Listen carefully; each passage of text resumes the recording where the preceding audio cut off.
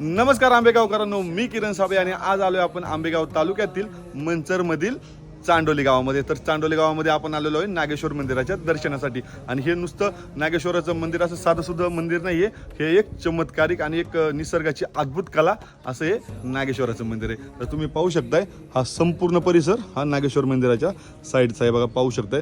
आपण जेव्हा ह्या पायऱ्याने खाली येतो त्यावेळेला पहिल्यांदा आपल्याला दिसतं बघा तिथे संपूर्ण असे मासे वगैरे आहेत नाही का, बघा याच्यात मासे वगैरे पाहू शकता. हे संपूर्ण मासे तिथून आतमध्ये आल्यानंतर आपले नंदी महाराज बघा किती छान असं हे केलेलं आहे. आणि आपण आतमध्ये येतो तर तुम्हाला दाखवायचं काय तर तुम्ही पाहू शकताय इथं मस्तपैकी त्रिशूळ वगैरे तयार केलेले हे बघा. आणि ह्या बघा सगळ्यात महत्त्वाचं दाखवायचं आहे इथं हे बघा, हे शिवलिंग, या शिवलिंगाला 12 महिने 24 तास पाणी असतं.